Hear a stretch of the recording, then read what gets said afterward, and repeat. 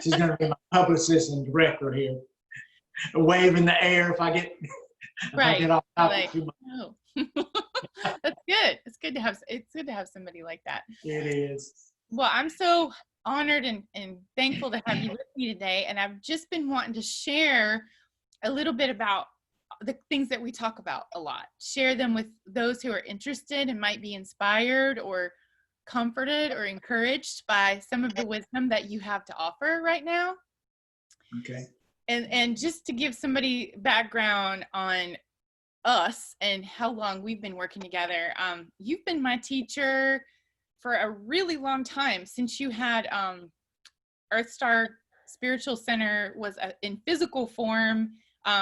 When you had the first location, I think you've been teaching me all about Reiki and energy healing and shamanism and indigenous culture wisdom for a really, really long time.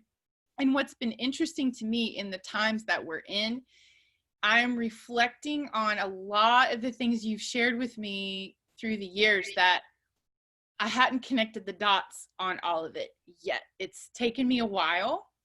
And there's been lots of times where I'm like, Dale, like things just coming together. Well, good. I'm glad. Yeah. The residual effect, yes. Sometimes the Kool-Aid, it takes a while for it to get into those receptive cells. So. It took a long time. Took a long time for this one. But I have been putting so many pieces of the puzzle together, and all the things that you've so graciously shared through the years. I would love to just sum up kind of like your hope and inspiration and the positive outlook that you have right now, and share that with anybody who wants to hear it. Okay. Yes, we've been doing this a while. So, we opened EarthStar, the church part, in 2002. So we just had our 18th anniversary in June. So it is wonderful. So, the overall philosophy of EarthStar, Aloha consciousness, if we could just have two words to give it a nice title. And what that means to Jeannie and I is that it's the ability to see, hear, and feel the love in every moment. And once we're able to do that, then it's incumbent upon us to be that love in every moment. And being here in the 3D matrix, that sometimes takes quite a conscious effort to do that. So, but we strive. That's what we do. We receive a catalyst, we learn from that, we adapt it, we adopt it, and then we move on. So the overall message then is love is always with us. It has always been, it is, and will forever be. So there's no need to be in any type of worry or fear-based consciousness, because regardless of who we are, where we are, what we're doing, love is always there. And as activated shamans of Aloha consciousness, we are able to tap into that energy so that we're able to use that to influence how we act and react to everything and to anyone around us. So just be mindful and heartful. I say heartful sometimes, but really the heart doesn't need to be full. It's already full. The heart is always love. It's impossible for it to be anything else. A lot of times I hear folks go, well, my heart's aching. And well, it's not your heart aching. The heart is always full of love, because that's the feminine component of who we are, whether we're male or female. The brain is given more of a male orientation, but the heart is the feminine orientation. So it's always full of love. It can't be anything else. It doesn't know to be. So we want to be mindful then of the love and to tap into that love, and just remember we're learning along the way. And our lesson for everyone throughout all eternity is to be love, be aloha. And we learn about that. So if we can just keep that in the forefront as our default feeling and thinking, everything else will just fall into place. That was too long probably, but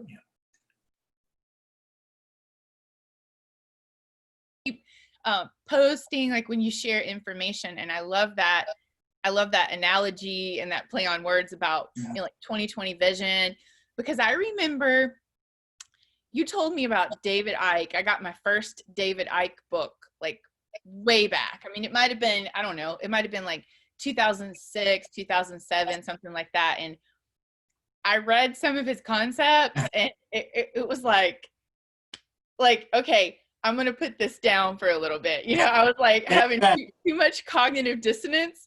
Yes.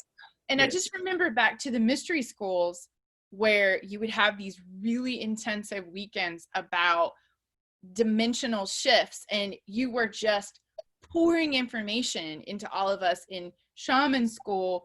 I feel like preparing us for right now. Is that what your strategy was on that? Yes, as I look back, yes, that was definitely the strategy. Yes, it was the Shaman Mystery School. Seemed like when we opened up the church, when we moved from the retail store and the Tai Chi school to just the church, our focus, we decided we wanted it to be on shamanism, because shamanism is not necessarily a specific religion. The purpose of shamanism is to use whatever works, whatever is effective. So shamanism was the perfect format and the platform for us to engage with all these wonderful beliefs in the world and ones that everyone has about love, and to bring all that together in one concentrated focus. So when we started the mystery school you were in, the 7 temples of reality, where we went through the chakras to help relate to our world, yeah, that started in 2008. And remember, that was 9 months long, because it seemed like at that time, we had time to take that long to learn stuff. But of course, now we don't. Everything has exponentially, I mean, the speed of life right now is incredible. So now everything has to be condensed, just like this episode we're doing now. It all has to be condensed, this one little moment in time where we can get all this information and then try to simulate it. So yes. That's true. And I think that's what's had my wheels have been turning about, okay, I want to share what we discuss and what all you've taught me and what you continue to share. I want to encapsulate that and share it, but it's not so easy to do when you're talking about the work that we've been all this time in preparation. And I'll say even the workshops that you would do on the dimensional aspects and living in different dimensions, operating on different dimensions. Can you break that down or unpack that a little bit? Because we spent weekends and weekends on it, and it took a long time to grasp that. And so for somebody just new to like, what's going on? What do you say to somebody like that? Yeah, we did the Dimensional Mystery School. That happened in 2015. And that dimensional type thinking, that came around because, you know, I had my first stroke in 2014. And because of that, the resets that I had mentally, physically, and spiritually enabled me to broaden my mind and my connection with the spirit world a lot more. So really during my convalescence with that, I was in deep meditation for hours every single day. And on the 28th day, these wonderful guides came into the room, these little bubbles of light. And I was so excited. And I ran to Jeanne. I said, I didn't tell her anything. I said, sweetheart, come in the sunroom and just kind of connect and tell me what you see. And so Jeanne sat down, and in about 10 seconds, she goes, well, the room's full of these colored orbs. I said, okay, that's all I needed. I just want to make sure I wasn't going crazy. So wasn't some kind of stroke thing going on. So, you know, reset all that healing. And so it was through those contacts that I was able to understand this dimensional way of seeing, hearing, and feeling. And so as I was taking all these copious notes, I finally was able to, when 2015 got here, I put that into a mystery school format. And that one was based off 3D, 4D, 5D. So 3D is the world we're currently living in, and it was trying to understand our self-awareness as human beings. So understanding that we are humans, but this is just part of who we are because we're really spiritual beings. So that old saying where we're spiritual beings having human experiences. So with the 3D weekend, we were able to look at the many things about 3D, specifically lessons about love, lessons about reflection, which is a huge shamanic principle as far as 3D living. And that principle takes in that we want to make sure that we understand our inside world is reflected in our outer world and vice versa. So often, well, let's just give an example of that. Some reason for our President of the United States, people either love him or they really cannot stand him. And I understand that. Everybody has their right to opinions. So from a reflective standpoint, how about those things that you do not like about the president? Realize that those particular feelings are within you. So as a shaman of A.L.O.H.A, we want to address that, because that way we can clear that out. We can transmute it. We can transform it. Now, that doesn't mean you're going to be, in this case, a Trump lover. It just means that President Trump was the catalyst. And it happens with everything around us. And it also applies to things you love, things you want to celebrate. When you see something beautiful, somebody that did a beautiful painting or made a beautiful movie or something, and you love that, that also reflects the love and the beauty that's within you. So that's a wonderful principle to take that into account. And then we moved into the 4D the following month. That was weekend long. And 4D, for our purposes, was to learn about love and all the many ways that love is expressed around us. And also to remember that we are a unique expression of love. Yeah. And then the 5th dimension, which I kind of combine a 5th and 6th dimension, and that's about our oneness. So the wisdom that we have in understanding we truly are one.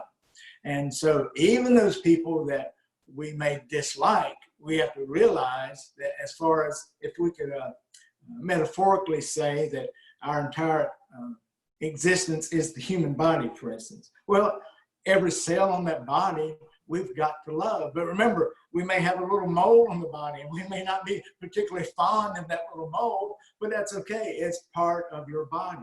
So we have to love that too. So it's okay. And once we get to that 5D, 6D level, we truly understand we are unified. And if we can get to that point, we understand that we are in unity with God. So God is we, us, and we, us are God.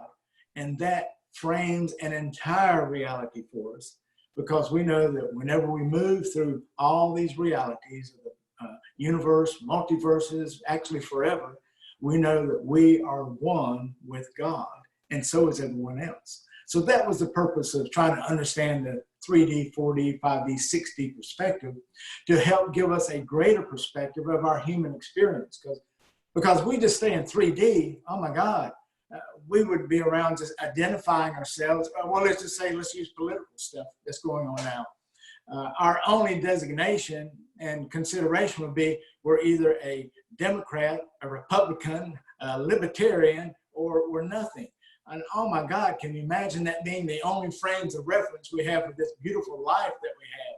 We are so much more than that. So we are the love. So we have to move beyond those restrictions. And we have to make sure, as dimensional beings, we're not caught up in the fray of the 3D matrix. And I would encourage everyone to go back and watch the Matrix movies, and watch those movies from the perspective of being a multi-dimensional spirit. Yeah. So speaking of multi-dimensional living, how does that work for you day-to-day life now? Because I try to observe that when I'm being in a 3D space, or I'm operating out of that oneness, unity consciousness. Is it for you? Well, I just want to ask you that, like, how is that? Like, if it's paying the bills, if it's talking about politics versus higher states of being, do you just jump back and forth with awareness? Yes. And again, the default statement is that I try to see, hear, and or feel the love in every moment. And then once I'm able to do that, then I know that I can be that love in every moment. So I try to keep that frame of reference and not let the 3D experience pull me down to the 3D vibration. Because if I can keep in mind that not only I am, but everybody is a multidimensional being. So be multidimensional in every way that you think, feel, hear, and experience life. Because that's our responsibility as advanced beings of the love and light. We came here to the earth plane to help teach, to help heal, to do whatever we do. And it's very important that you understand what your powers are. And I call them earth superpowers in the Shaman Mystery School. And it was nice that in the book I just finished up during all this time of being locked down, I have in the very back of that, part of that exposure to the earth superpowers, to recognizing what is your overall gift, and then recognizing what are your 3 superpowers that express that gift, and then recognizing what are the 3 actions you take that express those 3 superpowers. So, and if you can incorporate, start off with 50% of your day doing those superpowers and find a way for those to work into everything you do. For instance, like paying bills. Who wants to pay credit card bills? But thank you to the credit card companies, because I would not have been able to buy things that I need if I did not have a credit card. So when I send those bills online, I say every time before I hit that return button, I say aloha and I hit that button. So that's how we integrate aloha into everything we do. And you really opened the way for me to be my own shaman. Like, I remember in the beginning of the Shamanic Mystery School where you were empowering all of us that were drawn in to do that kind of work with you to be the shaman of our own life, which is so different than the old tribal model that used to work, where there's somebody that knows, there's somebody who's connected, somebody's tuned in, but you don't got time for all that because you're trying to survive. And that was my remembering, really, when you invited me into my own empowerment. And so what do you how, if somebody just comes up to you and they're like, what is a shaman? Like, what are you talking about being my own shaman? How do you answer that? Yeah, a good short definition of shamanism then is the harmony of mind, body, and spirit. So that really kind of breaks it down. Right? So if we think about it, the mind decides on something. Remember, the world is what you think it is. So the mind decides that's a ceiling, this is a table, that's a coffee cup, that's a crystal. So our mind decides something. The body, the memory within the body cells, we go out and do something about that thought. So let's say that in our mind, we decide we want to have peace in our life. So the body then begins to go around to find places where we can have peace. We may walk in the yard. We do our Tai Chi and yoga. We have nice conversations. We have coffee, wine. We read a good book. We create that peace. And then the spirit part helps to formulate those wonderful ideas of mind and body, creates this experience for us. And then the spirit also continues with additional inspiration, so that all this wonderful energy now flows back down upon us, and we create this beautiful cycle and recycling of mind, body, and spirit. So that's what shamanism is to me, understanding it from a dimensional perspective. And I know most people are accustomed to tribal shamanism. I'll also do a book about that and bring that in too, because that was really that first mystery school. A lot of us aren't part of a tribe. We don't have tribal land. We cannot do things legally like tribal customs could do. For instance, they may want to use particular herbs or spices or all those wonderful things that are kind of illegal in the non-tribal world, and we're not available to the tribal teachers. So we have to branch that out and realize that we are modern shamans. And modern shamans use the world as this dimensional tribe. So what do? We pull the best things that we know from all these perspectives around us, and we harness those ideas, and we allow those ideas to be part of our lives. So for shamanism then, it's just mind, body, spirit experience. What is the title of the new book if people are like, okay, I want to learn more about Yeah. this? How can they get it? Oh, thank you. Helping me with my shameless plug. It's called A.L.O.H.A, and it's a period after each one of those words because it stands for something. And it's Ideals of Ascension Shamanism. I just happen to have one here. So here it is. I'll put it up here so you can see it. So it's A.L.O.H.A, Ideals of Ascension Shamanism. And the Aloha, what that stands for is, the A stands for our all-loving creator, L stands for love, O stands for oneness, H stands for heart or heart path, and A stands for as above, so below. And then bringing in those 5 ideals with the ideal of ascension and the ideal of shamanism, and bringing those things in. So it's kind of, it's in a 8x10 format. So that way it's almost like a class manual. And then at the back of that, I have the Earth superpowers and some worksheets you can go through to help you to identify your Earth superpowers. And this is more of a philosophical book. I know when most people are writing things, they may want to start at the beginning of a particular concept, like we did in our shaman schools, our mystery schools. We kind of elevated each one every year. But I felt like from my guidance, it was time to do a book for people who had already finished their work or done a lot of work in 3D, about this 3D living and being a shaman in 3D. And it was those people right now, folks like you and others, that maybe need this extra little step to help them to get over this 3D matrix thing, to make sure we bring that into proper, relationship. And same thing when I work on the next book, I'm actually going to combine the 7 temples of reality and the 3D, 4D, 5D mystery school. I'm going to combine that in one book. Yeah, and that way that'll take care of the beginning shamans and the intermediate interdimensional shamans. Yeah. So this one then is it's more philosophical, but it does have some worksheets, and it's on Amazon. So yeah. Okay, great.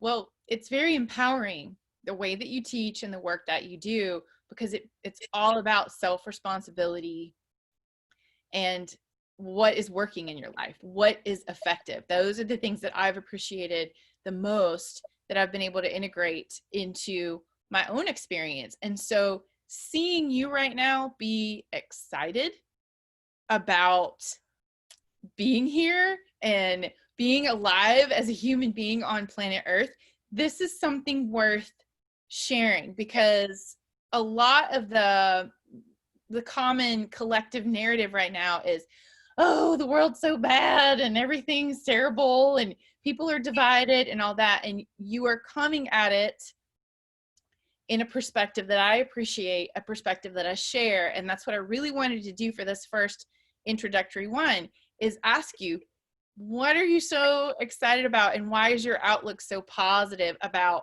right now on planet Earth? Yes, isn't this a wonderful time to be alive? Oh my God, to think that we actually incarnated to be here during this time of our life, and especially being a little bit older, we've learned so many things, and now we get to put all that in practice. Of course, the number one thing is being married to my beautiful Leo wife. So that's always at the very first thing that I do. So with that kind of foundation, my goodness, how could life be any better? And a matter of fact, the only way it could be better is if we're doing this as a team, and that's what we're doing. So, and I know when I post on our personal page, I usually just put Aloha Deo, but it's Jeannie too. So, she's had the Kool-Aid too. So we're in it all together. So, so this time is all the revelations that are coming true, all the prophecies, all the things about this great awakening, this great awareness. And now, those of us who went through the Merkaba training, we know that now our Merkabas are extended out into the dimensional fields and pulling in all this wonderful information, or all of those who just have this beautiful Aloha bubble around you. And you're pulling in and receiving and integrating all this wonderful energy.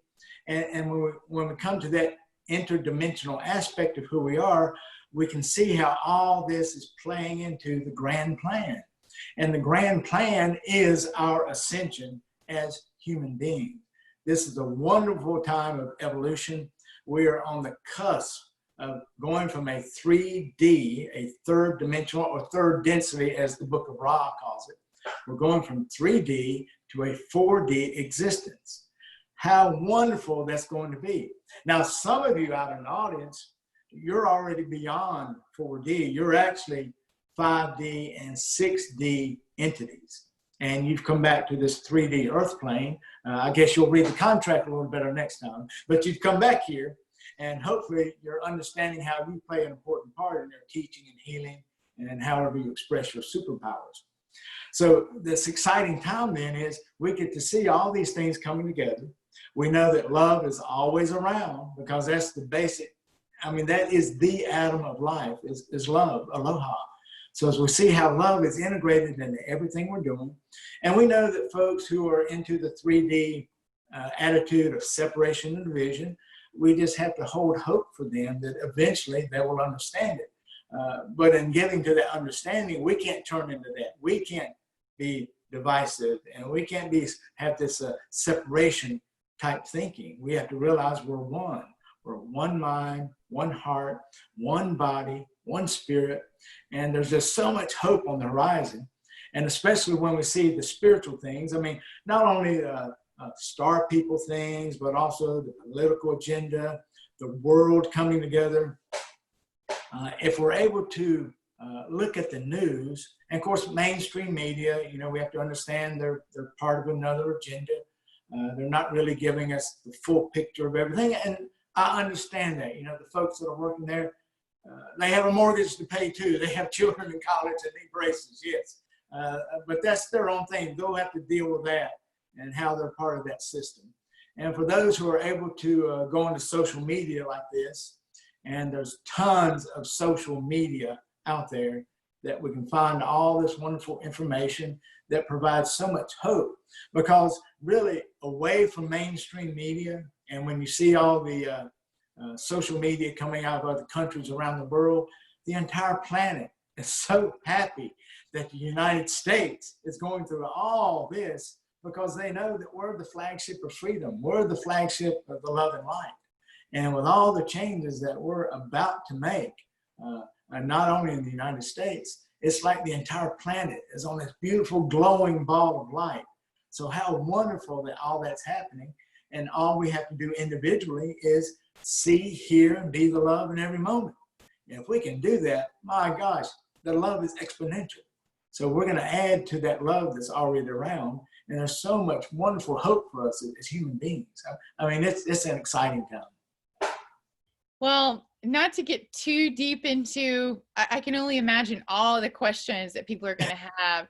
Like, what about this? What about that? You know, and of course, like people who are really mired in third dimensional living that are going to be like, how can you just stick your head in the sand and not see all these problems? And the focus on that, if someone is to say that to you, like, what's the difference between denial of all of that and operating on a love frequency? How do you respond to that if someone says that to you? Yeah, that's the easy one. The 3D matrix, of course, is not about the love frequency. It's about separation and division. It's about trying to control people. So if we have separation, if we have division, if we have control, that's 3D. And everything that tries to support that agenda is 3D. Everything that's trying to support love, that's the higher dimensional learning. You know, that's the higher road. And that's not to say that love can't be in 3D, because it certainly is. I can certainly love in 3D also. And that's what we want to try to interject. We want to remember that we are loving beings. We are all one. So any kind of narrative that comes across that makes us be separated from each other, and that comes across usually with an objective viewpoint. I'm a Democrat, I'm a Republican, I'm white, I'm black, I'm vegan, I'm Baptist, I'm Methodist, I like the San Francisco 49ers, no, I like the Carolina Panthers. So anything in our life that is objective, meaning it's separated from everything else, and we want to give more credence to the separated part as opposed to the wholeness of what that represents. So that's the big difference between 3D. So if in our minds, we can kind of separate out, here's that separated word, if we can understand and use that separation in our mind to see how this separation is separate. Why is it like that? So what's the greater narrative? Where's the love that could fit into that? Yeah. For instance, you know, if we have slogans that say one group is more important than another, no. From a love perspective, how can that be? Because we're all one. How can we say that there's one cell in our body that's more important and more deserving than any other cell. It's not. Even it's the smallest cell in our little pinky is just as important as those cells in our heart, in our brain, in our liver, all that, because we're all just one. So be aware of the separation and division in 3D, and be aware of the possibilities of love, because love is there. Sometimes you have to look for it. If you're already engaged in seeing the love in every moment, that's like a skill set. It's a muscle memory. So if you program yourself to see, hear, and or feel the love in every moment, you're going to notice that gets easier and easier with time, just like any other skill. And that's not denial at all. Yeah. That's pure creation right there, yeah. Creating your reality. Well, we were talking the other day, and there was something that you were saying about the hope and just how you want people to see that it's okay, for all the people who are really afraid right now. If this was going to be the only conversation of ours that they ever hear, what do you have to say to people who are living in fear at this point? Okay. Yeah. So fear, it's obviously a 3D perspective, because remember, let's go back to our default. Our default is love, regardless of who we are, where we're going to be, where we've been, all that. Regardless of this, throughout all of eternity, love is our foundation. Love is our umbrella, right? And love is all in between. So love is all around us. It's in us. It's everywhere, anywhere. So if we can just remember, plug into the love. Okay? So imagine if you're a fish. Good example for a Pisces queen. Okay? So imagine you're a fish, and you go around, and here you are in the middle of the ocean, and you want to go around and complain because you want to be dry.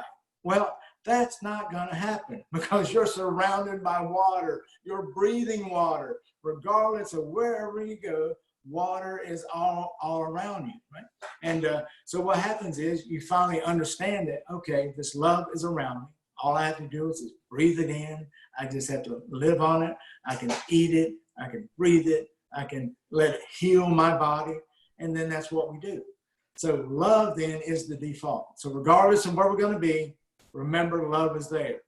Our Hawaiian teacher, Serge, has a wonderful thing with the Huna perspective. And it's that if love is absent, then create it, right? Do something to instill some love in that environment so that everybody can see it and be part of it. And if love is already there, well, just enhance it, right? And simple ways to do that, we like to use that SHAC thing in our mystery school, SHACK. So S then stands for smiles. H stands for hugs. A is acts of kindness. C is compliments. K is kisses. So SHAC. So just do those little things, right? And just remember, love is all around us. And whenever there's fear, and that's not necessarily a bad thing to have fear, because fear is a wonderful teacher. Oh my gosh. Fear tells us, do not stand in the middle of the road, right? Fear tells us, do not walk off the edge of a cliff, right? So fear is a wonderful teacher. So appreciate the fear, just don't get totally absorbed into the fear, because fear has its own energy, and it will begin to feed off of you, and then it'll get larger and larger. So we want to use fear as a teacher, solely as a teacher, to give us an additional choice point to make an additional decision. Because remember, shamanism, the mind decides, the body acts, and the spirit creates. So if we can learn and create a new choice point in our mind, that then begins an entirely whole new process of shamanism to work into creating our reality. I like to find people that it's evident their lives are working and that they're happy. Those are the kind of people I like to be around. And so that's what I see. Your life is working because of these principles. I align myself with people like that. I have a life like that. I've chosen that. So if somebody's out there listening to this and they're like, I want more of that. That sounds a whole lot better than all of this division, all of this separation, illusion that's happening right now. If somebody wants to learn more about you or from you as we wrap this one up, how can they learn more about what you have to share? Well, the best way, of course, is, if you don't know something, then the best way is to find a teacher. So certainly going to folks like you, again, in 3D, buy the book, right? Not necessarily this book, but other books, right? You've got podcasts, you have a plethora of information out on social media that will help you. I mean, all you have to do is go to YouTube, type in the search box whatever you want to find out about, and there it is. I mean, technology is wonderful in that sense. So either find it yourself, find a teacher, start reading, start studying. Remember, we just can't sit around on the couch and going, oh, Lord, I want to be enlightened. I want peace and love in my life. Oh, please, Lord, send me that. Well, you know, you can't just sit on the couch. That's not the way that works. We have to go out and create something. Remember the principle of shamanism, you know, the mind thinks something, but then the body gets involved. So we have to do more than just sit on the couch. We have to actually go out and search. And once we have that parameters that we do want to find something, I promise you, you'll find it. My goodness, because remember, we're surrounded by love, and love is only here to support us. So that's what we can do. You know, find a teacher, find information on the computer, go to bookstores, go to meetings. And once we get back to having meetings again, wherever you can find places of like-hearted, like-minded people, that's the fastest way, because you know, if you can hear other people and hear their perspectives about things, my goodness, that's a wonderful way to learn and teach. So yeah, just keep searching. Just remember, you have to get off the couch, you have to do something. Okay? But the important part is you have to have the intention. You have to have the intention that you want to learn and be something that you're not now. And this person that you want to be, you can't be that person being who you are now. Right? You have to change. So change has to happen. So make that happen. Well, I know that I want to have you on the podcast. So we're going to do take 2 on the interview that we did a long, long time ago before I really had the equipment that I wanted. So I want to interview you on the podcast. So if people want to find out more about you, I want to do like a deeper dive. And then I'm open. I was just intuitively feeling like I really wanted to share this perspective and your message with whoever's interested out there. But if we end up doing maybe like a roundtable, a forum with some different vantage points and perspectives, that may feel right. Or if we do a Q&A and we invite people into going a little bit deeper with you, I'm up for it if you are. What do you think? Yes, that would be lovely. That'd be wonderful. And for those of you out there, if you're into this, if you want more, you need to tell us, because I kind of plant seeds and throw things out and then see what kind of response I get, because the only reason I want to do these kind of things is to help. And so if it's helpful, if it's encouraging and you want more, let us know and we'll do some more stuff. Yes. Well, listen, thank you, Dale. I love you and Jeannie so much. Love you. Aloha, and may the aloha in us greet the aloha in you. Thank you. And we will do it again soon. Yes, we will. Aloha. Aloha. Okay. So I see a lot of confusion with spiritual people and politics. How does that work together? When all the good-hearted, loving, gentle people of the world that I have always known are always like, ew, like politics is corrupt. Everybody knows it's corrupt. I'm not going to go down to that level. I grew up in a culture that we were not allowed to vote as Jehovah's Witnesses, because we were like taught, you're waiting for Jesus to come. He's the king that you want. You don't want any of these imperfect humans. And I've seen that so much in the New Age holistic healing community as well, of people being like, well, I'm spiritual, so I'm not going to play in that lower vibration of all the politics and all the competition. So what is the balance? What is the path of like not wanting to be stuck in the mire of corruption, but also being responsible as human beings? What do you guys think? Yeah, so as far as being spiritual and being here in 3D, we have to remember that, we have to incorporate our 3D experience into our spirituality. That's why we came here. So we can't say that we're above the fray. What we're above is being attached. And so some people think that being detached means you don't care, but it doesn't. Detached means you're not influenced emotionally by what's going on, because you understand this, that it fits into the greater spiritual expression of who we are. So what we can do is we make sure we instill the love into every thought we have, every word, every action. I mean, it doesn't mean we have to go out and, for instance, put up political signs or work for a campaign. That's not what that means. It just means we understand it from the greater spiritual love aspect, that folks are expressing themselves uniquely as reflections of God. And remember, folks don't have all the knowledge that you have. So we have to have the spiritual input, because otherwise, the reason you're here, you're not helping all the folks that need this additional love vibration to be put into the I guess, all the combination of what's happening. So yeah, so we've got to be loving. We've got to be part of it. It doesn't mean that we're down in the muck and all that. We just have to be loving and understand it from a loving position. So we do care.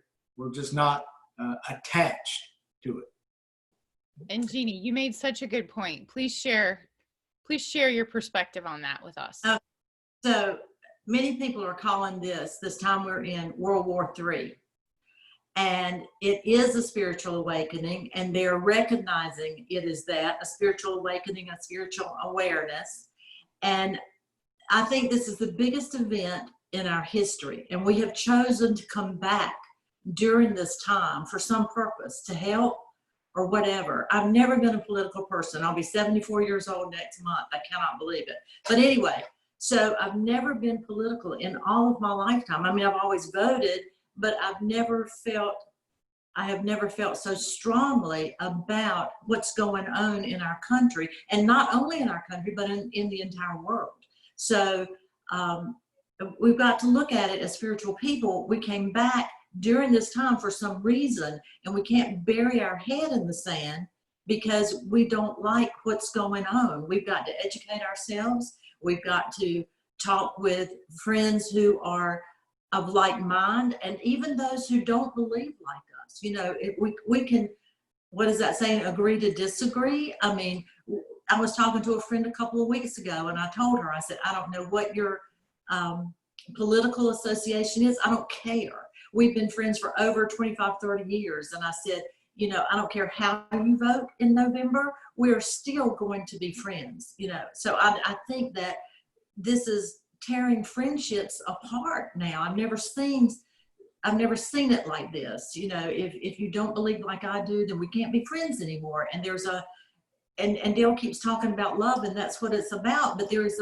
almost a meanness out there now about this. So we've got to remember that this is a really huge event. It is a spiritual awakening, and we're here to help with that. So whatever that looks like for each one of us. And for those who want to serve and help and feel like they came here for healing and to help humanity and the planet, what would you say to someone like that who's like, well, I'm just going to pray and meditate, but I'm not going to get involved in the sides and the this and the that, and like how many different ways you can look at anything and how much information is swirling out there? If somebody's just like, I can't, I'm just going to be a good person. Like, what would your response be to that? Mine would be that Dale's already said, you've got to get off the couch. You know, you can't just sit there and watch TV and listen to music and read a book. I mean, you've got to educate yourself, and education is spiritual. Yeah, and you know, folks have to realize that yes, the other selves, you remember, we're all one as humans, as the entire universe. We have to remember the other selves of us. Some of our other selves are not very nice. They're not playing well in the sandbox. They're doing what they think is right. They're doing what they think they can, because it's about self-love. Whereas most of us are about service to others. They, our other selves, they're about service to self. So as spiritual people, we have to continue our service to others. So if I could say there's one thing that you can do, serve others in your own aloha way. everybody knows how to do something in a loving way. And it doesn't have to be this big magnanimous gesture. It's something simply as picking up a piece of trash, smiling at a child, opening up a car door, letting someone in line in front of you, paying for someone's coffee at Starbucks in the drive-thru, going out to the mailbox as you see the mail person come up and you say, hey, how you doing? It's hot today. Hope you're having a great day. Right? It's just those simple things we can do, because anytime we can share love, that love just gets magnified exponentially throughout our earth vibration. So that's what we can do. Serve others in your own unique ways. That's the easiest way to do it. That's the best way. That's perfect. You just brought it in. You just zoomed it in. We can zoom out. We can go cosmic, galactic, dimensional with all this stuff. But you just brought it back to, if somebody doesn't know what to do right now, boom, you just told them what to do. Drop the mic on that one. That's it.